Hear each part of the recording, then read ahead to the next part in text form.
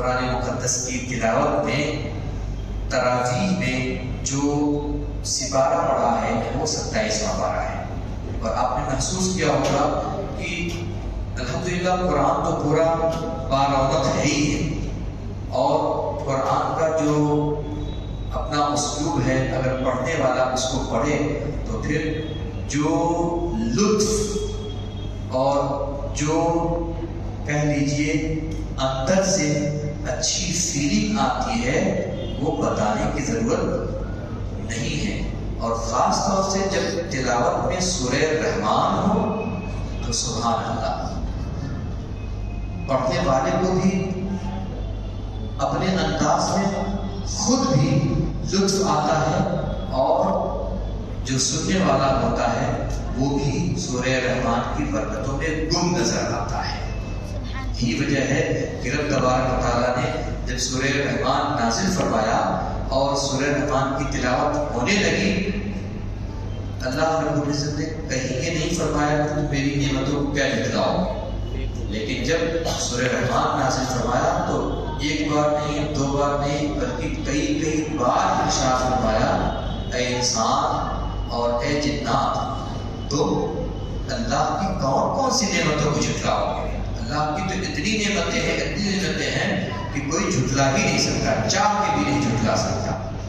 ٹھیک ہے، تو وہ آیتیں آج الحمدللہ پڑھی گئی ہیں۔ اللہ رب العزت قبول فرمائے اور ہم سب کو اس کا بہتر اجر اور جزا عطا فرمائے۔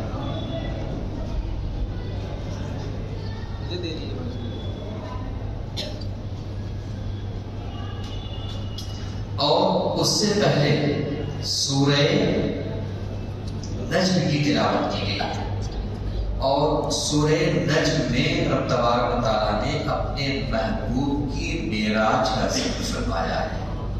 اب ظاہر سی بات ہے، معراج کا ذکر ہو، آقا کی آمد رسول در جناب خدا، اس کی بات ہو تو لطف تو آتا ہی ہے۔ اچھا، ذرا سا کچھ باتیں معراج کی میں ٹچ کرتے ہوئے گزروں تاکہ آپ کو بھی لگے کہ دیکھیں اللہ رب العزت نے قرآن کو ایسا نہیں ہے کہ بس اچانک سے کوئی آیت سورت کہیں رکھ دی گئی۔ معراج کتنی تاریخ کو ہوئی ہے؟ بولو، شب معراج میں، شب معراج کتنی تاریخ کو آتی ہے؟ 27 کو۔ کون سے مہینے میں؟ رجب۔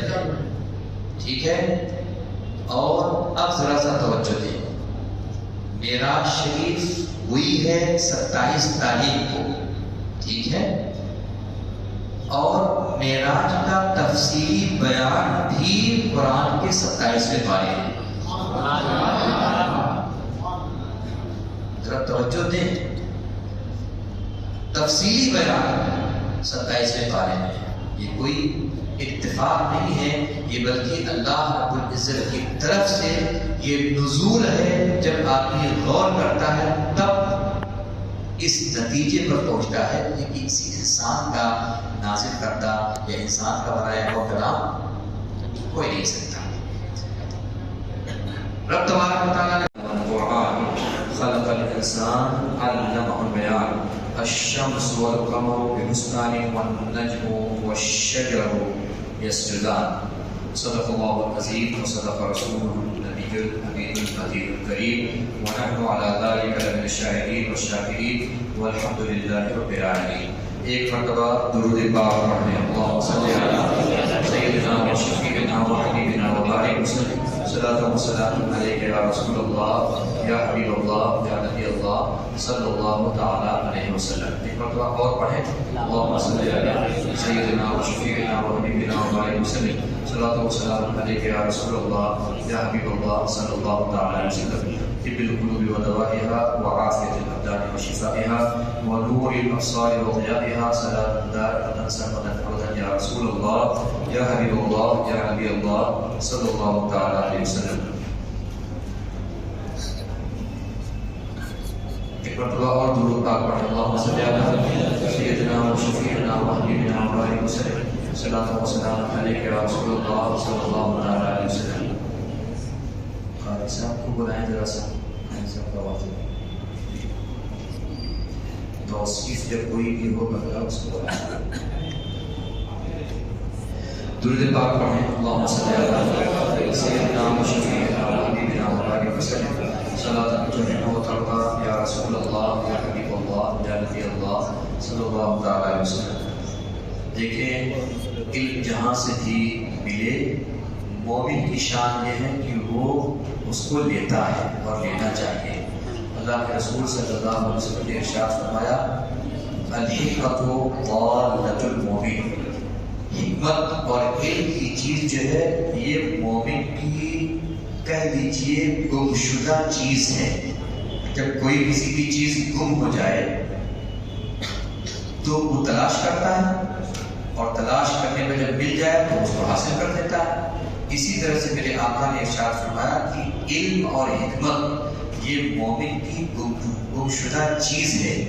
انسان مسلم کو چاہیے کہ جہاں سے بھی اس کو علم ملے اس کو لے لینا چاہیے. میں اس وجہ سے یہ کہہ رہا ہوں کہ الحمدللہ یہ جو درس ہوتا ہے آپ جانتے ہیں یہ ریکارڈ بھی ہوتا ہے اور بیک وقت تقریباً 1200 لوگوں کو 1000 سے زیادہ لوگوں کو یہ درس پہنچتا بھی ہے اور اس کے اچھے فیڈ بیک بھی آتے ہیں. انڈیا سے تو خیر آتے ہیں، انڈیا سے باہر کے لوگ بھی ماشاءاللہ اس سے فیض حاصل کرتے ہیں. میں اس وجہ سے نہیں کہہ رہا ہوں کہ بہت بڑا کوئی عالم ہو یا کوئی اور بات، بلکہ اس وجہ سے میں کہہ رہا ہوں کہ فیض علم کا کہیں سے بھی ملے اس کو لینا چاہیے اور اس پر عمل کی کوشش کرنی چاہیے. میں نے آپ سے عرض کیا تھا کہ ایک بھائی نے رشیا سے میسج کیا کہ ایسا ایسا، اور دوسرے احباب نے بھی بہت سارے میسیجز آتے رہتے ہیں. تو اس وجہ سے جو علم ہے اس کو کہیں سے بھی ملے اس کو لے کے ہی رکھنا چاہیے. ٹھیک ہے؟ تو آج جو ہم لوگوں نے قرآن مقدس کی تلاوت میں تراویح میں جو سپارہ پڑھا ہے وہ 27واں پارہ ہے. اور آپ نے محسوس کیا ہوگا کہ الحمدللہ قرآن تو پورا بارونق ہے ہی ہے، اور قرآن کا جو اپنا اسلوب ہے اگر پڑھنے والا اس کو پڑھے تو پھر جو لطف اور جو کہہ لیجئے اندر سے اچھی فیلنگ آتی ہے وہ بتانے کی ضرورت نہیں ہے. اور خاص طور سے جب تلاوت میں سورہ رحمان ہو تو سبحان اللہ، پڑھنے والے کو بھی اپنے انداز میں خود بھی لطف آتا ہے اور جو سننے والا ہوتا ہے وہ بھی سورہ رحمان کی برکتوں میں گم نظر آتا ہے. یہی وجہ ہے کہ رب تبارک و تعالیٰ نے جب سورہ رحمان نازل فرمایا اور سورہ رحمان کی تلاوت ہونے لگی، اللہ رب العزت نے کہیں یہ نہیں فرمایا کہ تم میری نعمتوں کو کیا جھٹلاؤ، لیکن جب سورہ رحمان نازل فرمایا تو ایک بار نہیں، 2 بار نہیں، بلکہ کئی بار ارشاد فرمایا اے انسان اور اے جنات تم اللہ کی کون سی نعمتوں کو جھٹلاؤ گے. اللہ کی تو اتنی نعمتیں ہیں کہ کوئی جھٹلا ہی نہیں سکتا، چاہ کے بھی نہیں جھٹلا سکتا. ٹھیک ہے؟ تو وہ آیتیں آج الحمدللہ پڑھی گئی ہیں. اللہ رب العزت قبول فرمائے اور ہم سب کو اس کا بہتر اجر اور جزا عطا فرمائے.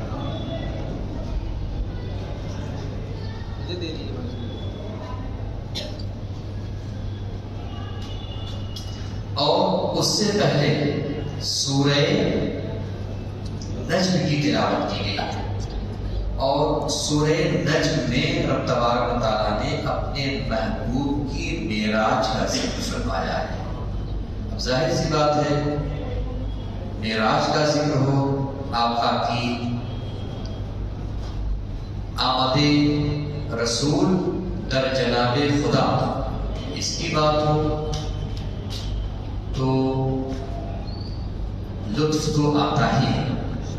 اچھا ذرا سا کچھ باتیں معراج کی میں ٹچ کرتے ہوئے گزروں. تاکہ آپ کو بھی لگے کہ دیکھیں اللہ رب العزت نے قرآن کو ایسا نہیں ہے کہ بس اچانک سے کوئی آیت سورت کہیں رکھ دی گئی۔ معراج کتنی تاریخ کو ہوئی ہے؟ بولو۔ شب معراج میں، شب معراج کتنی تاریخ کو آتی ہے؟ 27 کو۔ کون سے مہینے میں؟ رجب۔ ٹھیک ہے، اور اب ذرا سا توجہ دیں، معراج شریف ہوئی ہے 27 تاریخ کو، ٹھیک ہے، اور معراج کا تفصیلی بیان بھی قرآن کے 27ویں پارے میں۔ ذرا توجہ دیں، تفصیلی بیان 27ویں پارے میں۔ یہ کوئی اتفاق نہیں ہے، یہ بلکہ اللہ رب العزت کی طرف سے یہ نزول ہے۔ جب آدمی غور کرتا ہے تب اس نتیجے پر پہنچتا ہے کہ کسی انسان کا نازل کرتا یا انسان کا بنایا ہوا کلام کوئی نہیں سکتا۔ رب تبارک و تعالیٰ نے نجم میں رب تبارک و تعالیٰ نے اپنے محبوب کی معراج کا ذکر فرمایا ہے۔ اب ظاہر سی بات ہے، معراج کا ذکر ہو، آقا کی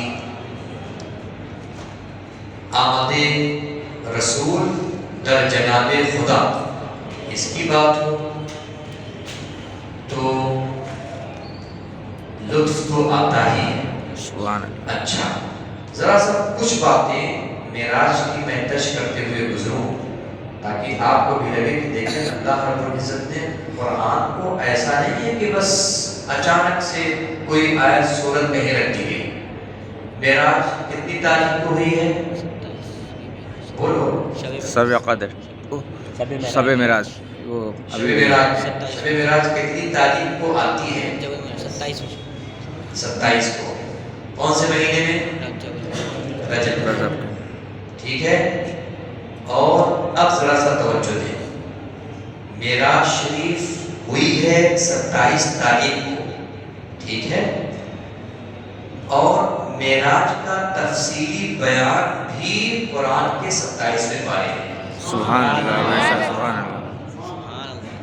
ذرا توجہ دیں، تفصیلی بیان 27ویں پارے میں۔ یہ کوئی اتفاق نہیں ہے، یہ بلکہ اللہ رب العزت کی طرف سے یہ نزول ہے۔ جب آدمی غور کرتا ہے تب اس نتیجے پر پہنچتا ہے کہ کسی انسان کا نازل کرتا یا انسان کا بنایا ہوا کلام کوئی نہیں سکتا۔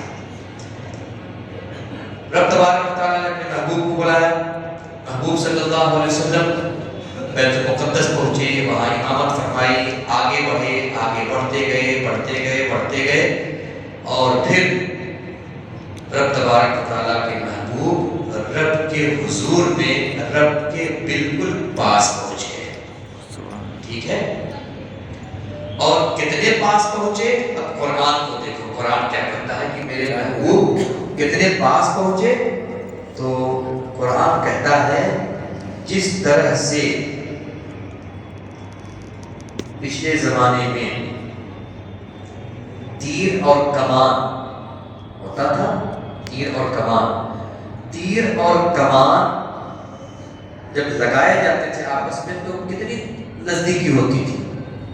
فرمایا میرے محبوب اتنے قریب ہوئے کہ اگر تم اپنے لفظوں میں کہو تو یوں کہہ سکتے ہو، اتنے قریب ہوئے کہ تم اپنی زبان میں اگر چاہو تو کہو کہ جس طرح سے دو قریب ہونے والے قریب ہوں اور ان کے قدم آپس میں مل جائیں۔ یہ میں آپ کو یہ دنیاوی مثال دے رہا ہوں، ورنہ اللہ تبارک و تعالیٰ کے ہاں قدم نہیں ہے، دنیاوی مثال دے رہا ہوں کہ کتنا قرب ہے، کتنے قریب اللہ کے رسول صلی اللہ علیہ وسلم پہنچے تھے، ٹھیک ہے۔ اب کیا باتیں ہوئی، اللہ رب العزت اپنے محبوب کو کیا کیا سکھایا، وہ تو دینے والا جانے اور سیکھنے والا جانے۔ ہم اتنا جانتے ہیں کہ رب تبارک و تعالیٰ نے فرمایا فَأَوْحَا إِلَىٰ عَبْدِهِ مَا أَوْحَا، رب تبارک و تعالیٰ نے اپنے محبوب کو جو چاہا وہ عطا فرمایا، جو چاہا وہ سکھا دیا۔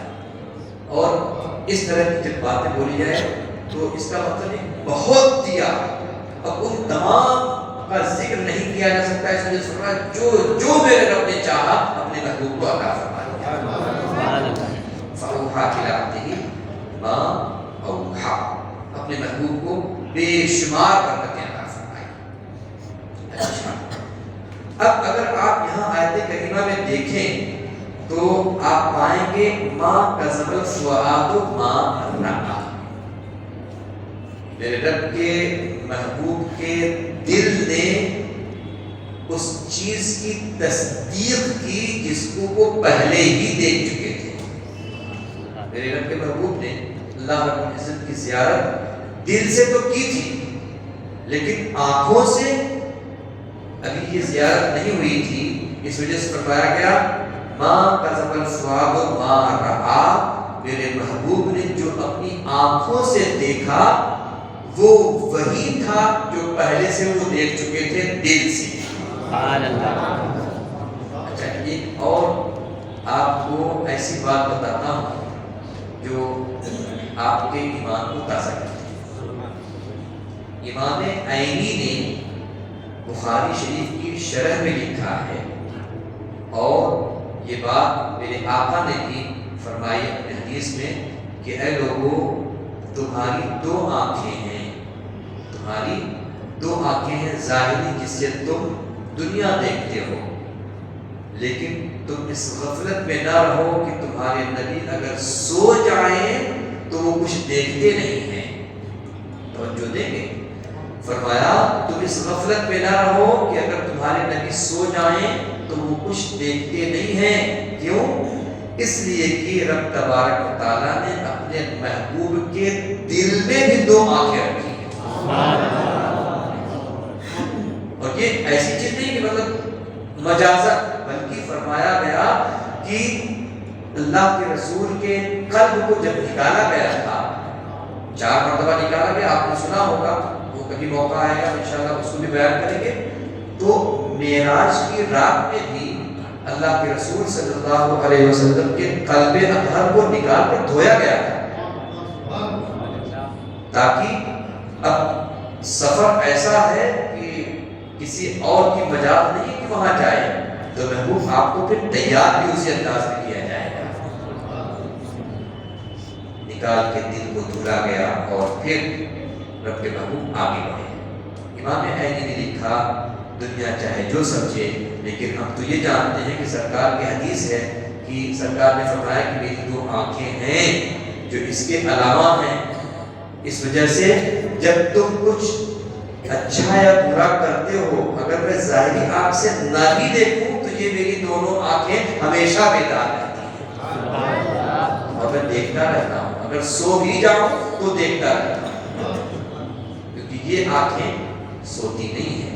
اور حقیقت میں اللہ کے رسول صلی اللہ علیہ وسلم کے قلب اطہر میں دو آنکھیں تھیں، جس سے وہ جب آپ آرام فرمایا کرتے تھے تو اس سے آپ چیزوں کو ملاحظہ فرمایا کرتے تھے۔ بہرحال رسول پاک صلی اللہ علیہ وسلم نے دل سے دیکھا تھا پہلے، اس سے پہلے معراج سے پہلے بھی رب تبارک و تعالیٰ کے محبوب نے اپنے دل کی آنکھوں سے اللہ رب العزت کی زیارت کی تھی، لیکن فرمایا گیا محبوب کہیں کوئی یہ نہ کہہ دے کہ دل کی آنکھوں سے تو کوئی بھی دیکھ سکتا ہے، دل کی آنکھوں سے تو کوئی بھی زیارت کرتا ہے، کر سکتا ہے۔ اے محبوب آؤ قریب آ جاؤ، جو تمہاری دل کی آنکھوں نے دیکھا ہے وہ ظاہری آنکھوں سے بھی دیکھ لو، تاکہ تم کو یہ شرف حاصل ہو جائے، کہنے والے تم ہو سکو کہ دنیا میں کسی نے بھی رب تبارک و تعالیٰ کی زیارت نہیں کی ہے، صرف اور صرف آمنہ کے لال دیکھی ہے۔ لوگ آج بھی شش و پنج میں کشمکش میں پڑے گئے۔ Has he seen by his eyes؟ کیا اپنی آنکھوں سے دیکھا؟ No, he has seen only by heart، دل سے دیکھا ہے۔ قرآن کہتا ہے مَا كَذَبَ الْفُؤَادُ مَا رَأَىٰ، جو دل سے دیکھا تھا اس کو اپنی آنکھوں سے بھی دیکھ لیا، اور ان آنکھوں نے اس کی تصدیق کی، جو دیکھا تھا پہلے اس کی تصدیق کی۔ آپ بتاؤ، مثال کے طور پر آپ کہیں جاتے ہو، کوئی نظارہ دیکھنے جاتے ہو، آپ نے دیکھ لیا، خواب میں پہلے کبھی دیکھا تھا، آپ نے کوئی نظر آیا، کشمیر چلے گئے، کنیا کماری چلے گئے، کسی اچھی جگہ گھومنے گئے، خواب میں آپ نے پہلے ہی دیکھا تھا، وہ آپ نے خواب میں دیکھا تھا، اور پھر جب گھومنے گئے اور جب جیسے ہی آنکھوں سے دیکھا تو آپ پکار اٹھے، اللہ یہ وہی ہے جس کو میں نے خواب میں دیکھا تھا۔ تو جو آپ کے دل نے دیکھا تھا پہلے ہی، اس کی تصدیق آپ کی آنکھ نے کر دی۔ اسی طرح سے ہمیں فرمایا گیا میرے محبوب جو آپ نے دل سے پہلے دیکھا تھا، آپ کو آنکھوں سے دکھا کر اس کی تصدیق کر دی ہے۔ اور دنیا اس چکر میں پڑی ہے کہ دیکھا کہ نہیں دیکھا، قرآن کہتا ہے وَلَقَدْ رَآهُ نَزْلَةً أُخْرَىٰ، ایک نہیں دو بار دیکھا۔ اور راز و نیاز کی جو باتیں ہوئی وہ اللہ جانے، اس کے حبیب جانے۔ یہ چونکہ موضوع بہت ہی وسیع ہے، اگر کسی پر گفتگو کی جائے تو بہت ساری باتیں آ سکتی ہیں، لیکن چونکہ ہم کو تھوڑا سا سورہ رحمان کی بھی تفسیر کرنی ہے تاکہ سورہ رحمان کی جو برکتیں ہیں وہ بھی ہم کو حاصل ہو سکیں۔ اللہ کے محبوب صلی اللہ علیہ وسلم نے معراج سے تشریف لیا، واپس آ گئے، جلدی میں عرض کر دیتا ہوں، واپس آ گئے۔ ایک مرتبہ سیدہ عائشہ ام المؤمنین ہم سب کی ماں سے ارشاد فرمایا، عائشہ آج جو تمہیں پوچھنا ہو اس محمد سے پوچھ لو، آج تم اپنے سردار سے، نبی پاک سے جو چاہو تم آج پوچھ سکتی ہو۔ حضرت عائشہ نے سوچا کہ موقع بڑا غنیمت کا ہے، بہت غنیمت کا موقع ہے، تو کہا حضور اگر آپ کی اجازت ہو تو پہلے اپنے ابا سے پوچھ کے آ جاؤں کہ پوچھنا کیا ہے۔ ٹھیک ہے۔ حضرت ابو بکر صدیق کی بارگاہ میں تمام مومنوں کی ماں، ہماری ماں سیدہ عائشہ پوچھتی ہیں اور عرض کرتی ہوں، ابا جان میرے آقا نے آج دریائے کرم جوش میں آ کر یہ فرمایا ہے، دریائے کرم جوش میں آیا ہے آقا کو، اور آقا نے فرمایا آپ جو بھی چاہو پوچھ لو۔ سبحان اللہ۔ حضرت ابو بکر مسکرائے اور کہا بیٹی بہت غنیمت کا موقع ہے، ایسی ویسی چیز نہیں پوچھنا ہے، بہت غنیمت والی چیز پوچھنی ہے۔ کہا آپ کیا پوچھو، اسی وجہ سے تو آ گئی، سرکار سے پوچھ کے آئی۔ کہا میرے نبی نے یہ فرمایا تھا، توجہ دیکھیں، میرے نبی نے یہ فرمایا تھا کہ جب میں معراج میں گیا تھا تو اللہ رب العزت سے ہزاروں باتیں ہوئی، اور وہ راز کی باتیں ہیں، میں نے کسی کو اس راز کی بات میں سے کوئی بات بتائی نہیں ہے۔ تو حضرت ابوبکر صدیق نے کہا بیٹی آج تو آقا خود ہی فرما رہے ہیں جو پوچھنا ہے پوچھ لو، بیٹی آج اگر 1000 نہ صحیح تو کم سے کم ایک بات تو جا کے پوچھ ہی لو کہ رب تبارک تعالیٰ سے آپ کی بات کیا ہوئی، بولو اللہ اکبر۔ آئی ہیں ہم سب کی ماں آقا کی بارگاہ میں اور عرض کیا میرے شوہر نامدار، میرے سردار، میرے آقا، میں اپنے ابا کے پاس گئی تھی اور ابا سے پوچھ کے آئی ہوں کیا پوچھنا ہے۔ تو کہا ٹھیک ہے پوچھو کیا پوچھنا ہے۔ تو عرض کیا میرے آقا، میرے ابا نے کہا یہ پوچھو کہ معراج میں جو راز و نیاز کی باتیں ہوئی تھیں ان میں سے کوئی ایک بات حضور بتا دیں، کہ آپ نے وعدہ فرمایا ایک بات بتانے کا، حضور ایک بات بتا دیں۔ میرے آقا مسکرائے اور ارشاد فرمایا میرے ابو بکر سے توقع اور امید بھی یہی تھی کہ ایسی ہی چیز پوچھے گا، ایسی ادھر ادھر کی بات نہیں پوچھے گا کہ کس کو دولت ملتی ہے، کس کو ثروت ملتی ہے، کس کو کیا ملے گا، کس کو نہیں ملے گا، نہیں، وہ ایسی امپورٹنٹ چیز پوچھے گا جس کا وہم و گمان میں کسی کے نہیں آ سکتا، وہ میرا ابو بکر صدیق میرا دوست پوچھے گا۔ میرے آقا نے ارشاد فرمایا سنو اے عائشہ، میں یہ راز کی بات کھولتا نہیں، لیکن میں نے کہہ دیا ہے تو میں اپنی بات کو رکھتے ہوئے میں تم سے بتاتا ہوں، اور اب آپ بھی اس کو سنیں اور اپنے ایمان کو تازہ کریں اور اس پر عمل بھی کرنے کی کوشش کریں۔ آقا نے ارشاد فرمایا سنو عائشہ، میں رب کے حضور میں تھا، بہت ساری باتیں ہوئی، اس میں سے ایک بات یہ ہوئی کہ اگر کوئی مسلمان، توجہ دیکھیں، اگر کوئی بندے مومن دو لڑے ہوئے مسلمانوں کو ملا دیتا ہے، دو لڑے ہوئے مسلمانوں کو جو آپس میں جھگڑے ہوئے تھے ملا دیتا ہے، تو رب تبارک و تعالیٰ نے فرمایا میں ایسے بندے کو جس نے ملایا ہے بے حساب کی جنت ملا ہے۔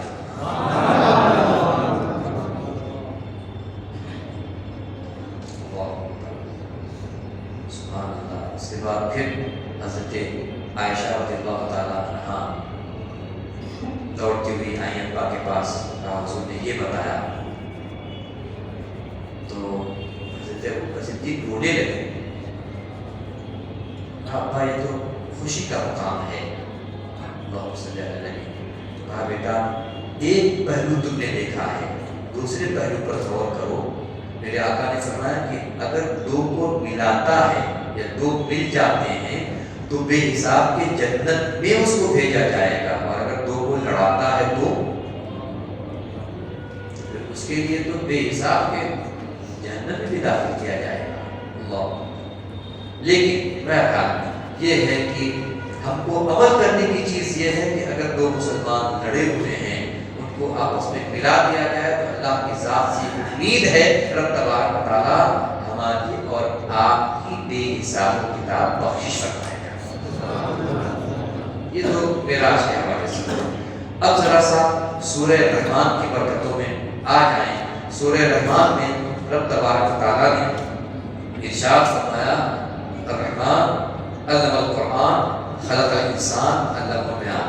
رب تبارک و تعالیٰ خود ہی فرماتا ہے کہ رحمان یعنی اللہ نے قرآن سکھا دیا۔ کس کو سکھایا؟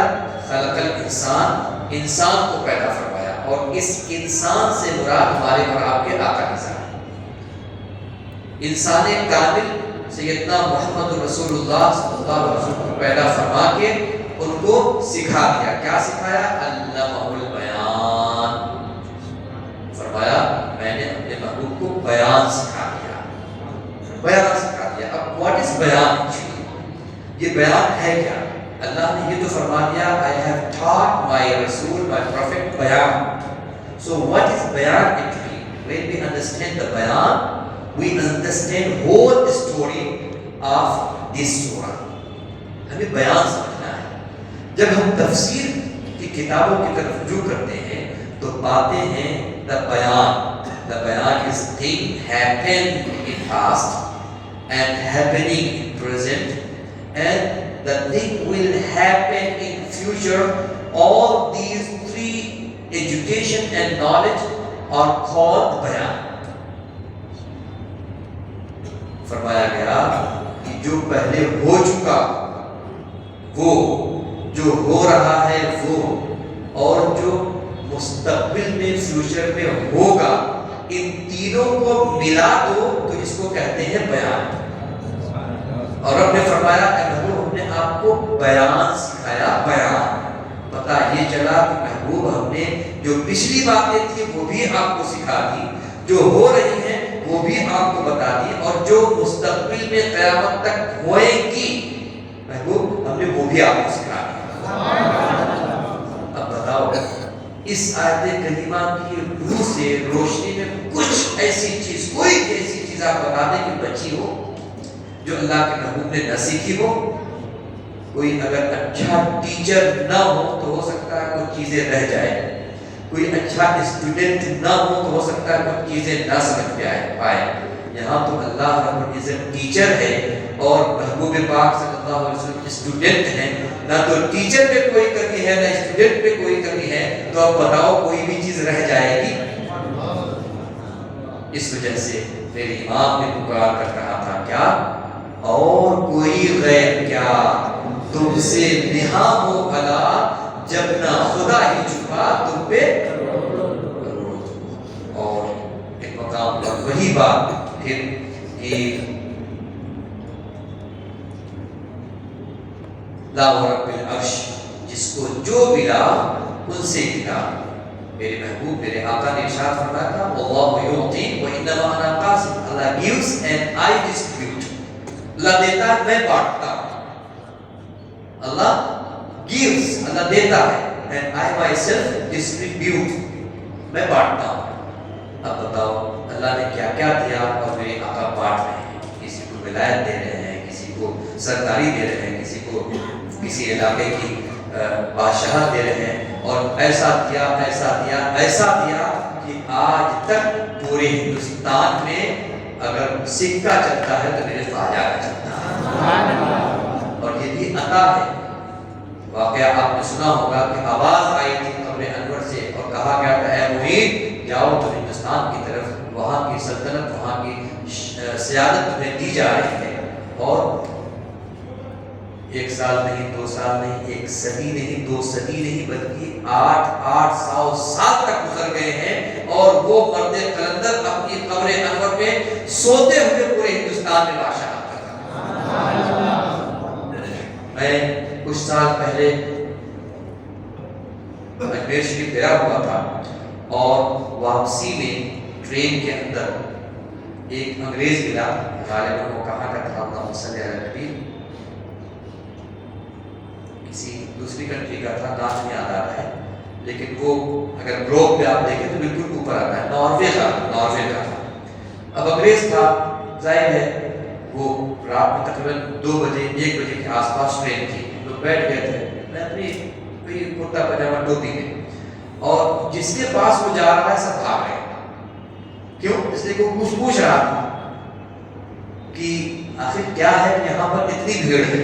اجمیر شریف کے 2 بجے رات کے اسٹیشن پر وہ پوچھا why is this rush, we travel from that area coming and continuing our journey but we never found this much rush anywhere else.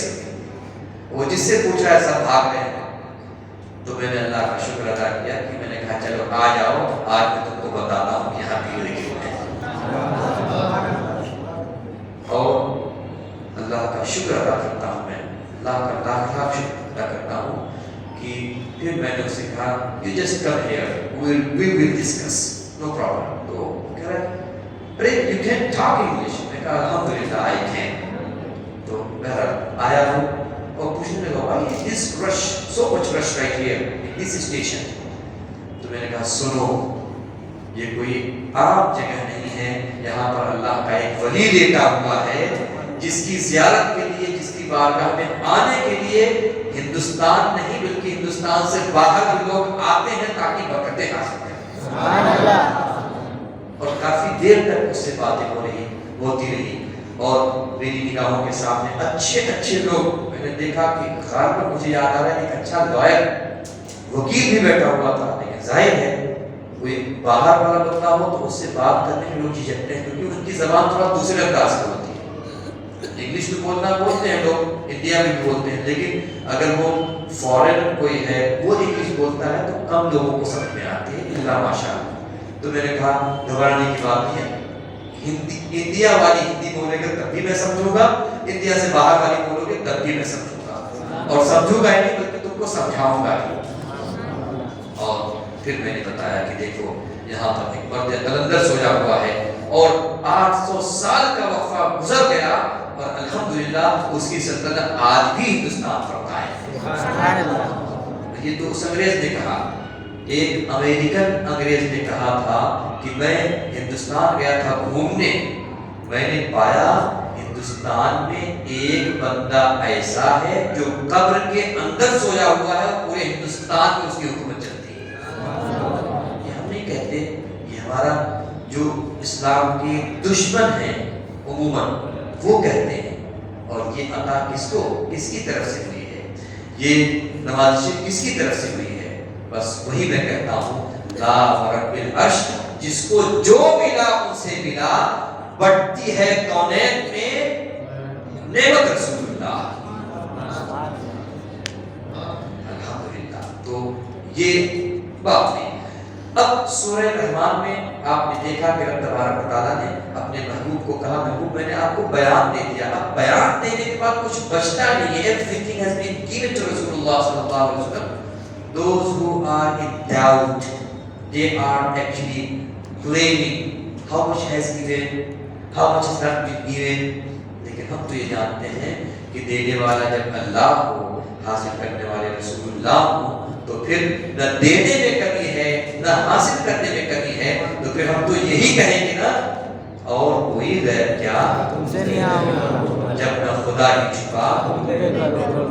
اب سورہ رحمان کی کچھ برکتیں آپ دیکھیں، پوری چیز تو نہیں بیان کی جا سکتی، کیونکہ اگر پورا سورہ رحمان ہی کو اگر بیان کرنا ہو تو اللہ جانتا ہے آج رات پوری ختم ہو جائے گی، سورہ رحمان کی تفسیر نہیں ختم ہو سکتی۔ وہ جیسا بے علم آدمی بھی اتنی صلاحیت تو رکھتا ہے الحمدللہ کہ پوری رات میں تفسیر کروں گا، لیکن سورہ رحمان ختم نہیں ہو سکتی۔ لیکن کچھ اس کے نمونے آپ کو دکھاتے ہیں۔ ارشاد فرمایا گیا، اے محبوب، یہ انسان اور یہ جنات کبھی یہ سوچتا ہے کہ اللہ کی نعمت ہے یا نہیں ہے؟ تم آپ فرماؤ کہ تم اللہ کی کون سی نعمتوں کو جھٹلاؤ گے؟ اور پھر نعمتوں کا تذکرہ کیا، بہت ساری نعمتیں ذکر فرمائی، ان میں سے ایک چیز فرمائی مرج البحرین، دو سمندر کے درمیان میں رب تبارک تعالیٰ نے ایک دیوار قائم کی ہے، اس کا ذکر پہلے بھی ہو چکا ہے۔ اور ارشاد فرمایا یلتقیان، مرج البحرین یلتقیان بینہما برزخ لا یبغیان، دونوں سمندر تو آپس میں ملتے ہیں لیکن اس کا پانی آپس میں نہیں ملتا۔ جب تحقیق ہوئی، پوری دنیا کے سمندروں کو کھنگالا گیا، تو آج یہ بات ثابت ہو رہی ہے کہ رب تبارک و تعالیٰ نے ایک سمندر ایسا رکھا ہے، ایسا پیدا فرمایا ہے جو ساؤتھ افریقہ کے علاقے میں ہے، جہاں پر آپس میں آج بھی پانی نہیں ملتے، جبکہ سمندر دونوں آپس میں ملے ہوئے۔ یہ میری نعمت ہے، اگر تم کو شک ہے تو اس نعمت کو دیکھ کر تم آج بھی ایمان کی دولت سے سرفراز ہو سکتے ہو۔ ارشاد فرمایا یخرج منہما اللؤلؤ والمرجان، اسی سمندر سے تمہیں پرلز مل رہے ہیں، تمہیں لولو مل رہے ہیں، تمہیں گوہر نامدار مل رہے ہیں، تمہیں موتی مل رہے ہیں۔ تو کیا سمجھ رہے تھے کہ یہ سمندر ایسے ہی خالی ہے؟ ہم نے اس سمندر کو طرح طرح کی زینتوں سے مزین فرمایا ہے۔ سبحان اللہ۔